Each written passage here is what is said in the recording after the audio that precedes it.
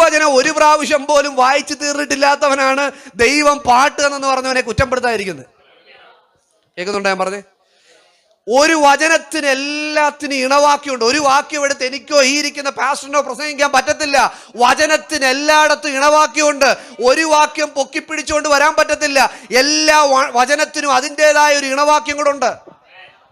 നമ്മൾ ഒരക്ഷരത്തെ, ഒരു വള്ളിയെയും, ഒരു വേർഡിനെയും പേരി നമ്മൾ ആത്മീയതയെ തെറ്റിദ്ധരിച്ചുകൊണ്ടിരിക്കുന്ന സമയമാണ്. ഞാൻ എബിനെയൊക്കെ ഓർത്ത് സന്തോഷിക്കുക. കാരണം ബൈബിൾ കോളേജിൽ പഠിച്ചു കഴിഞ്ഞ് ഇറങ്ങുന്നവർ ദൈവം ഇല്ലെന്ന് മനസ്സിലാക്കിയിട്ട് ഇറങ്ങുന്ന കാലമാണ്. കേൾക്കുന്നുണ്ടോ?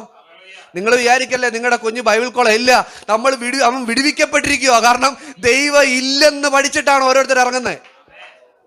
ഞാൻ കഴിഞ്ഞ ദിവസം പറഞ്ഞു, ഒരു സിസ്റ്ററിനോട് ദുഃഖത്തോടെ പറഞ്ഞു, പക്ഷേ പ്രാർത്ഥിക്കണം കേട്ടോ, നല്ല സ്കൂളിൽ ഞാൻ മോളെ വിട്ടതാ, ഇന്ന് അവൾ എന്ത് ചെയ്യുക, എത്തിസ്റ്റായിട്ട് മാറിയിരിക്കുക. കേൾക്കണേ പ്രിയരെ, നിങ്ങൾ കേട്ടോണേ.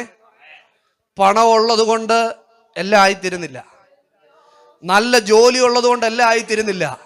നിന്റെ കുഞ്ഞ് ദൈവകൃപയുള്ളതാണോ എന്ന് നീ ശോധന ചെയ്തുകൊണ്ടിരിക്കണം. കേൾക്കുന്നുണ്ടോ? നമുക്ക് ജീവിതത്തിൽ ഒത്തിരി കുറവുകളുണ്ടായിരിക്കാം. നമ്മൾ ജീവിതത്തിൽ മാറ്റാൻ കഴിയാത്ത ചില കാര്യങ്ങളുണ്ട്. അതിനെ നമ്മൾ അംഗീകരിച്ചേ പറ്റത്തുള്ളൂ. അപ്പനെ മാറ്റാൻ പറ്റത്തില്ല, അമ്മയെ മാറ്റാൻ പറ്റത്തില്ല, കളറ് മാറ്റാൻ പറ്റത്തില്ല, ഉയരം മാറ്റാൻ പറ്റത്തില്ല, ദൈവം തന്ന തലമുറയെ മാറ്റാൻ പറ്റത്തില്ല. അതൊക്കെ ദൈവം നമുക്കായിട്ട് തന്നതാ. അതിനെ അക്സെപ്റ്റ് ചെയ്യാൻ കഴിയുന്നൊരു ഹൃദയത്തിന് വേണ്ടിയാ നമ്മൾ പ്രാർത്ഥിക്കണ്ടേ. നമ്മൾ ഈ ഹോളിൽ വന്നിരുന്ന് ദൈവം മാറ്റാൻ പറ്റാത്തതിന് വേണ്ടി പ്രാർത്ഥിച്ചിട്ട് കൽപ്പിച്ചാലോ വിശ്വസിച്ചാലോ മാറത്തില്ല. ദൈവം അത് നിനക്ക് തന്നിരിക്കുന്നതാണ്, അത് നീ വഹിച്ചേ പറ്റത്തുള്ളൂ. പക്ഷേ കഴിയാത്തതിനെ ചിറകിന്റെ മുകളിൽ വഹിച്ചുകൊണ്ട് നിന്നെ യാത്ര ചെയ്യാൻ അവന്റെ ചിറകിന് കരുത്തുണ്ടെന്ന് നീ അറിഞ്ഞിരിക്കണം.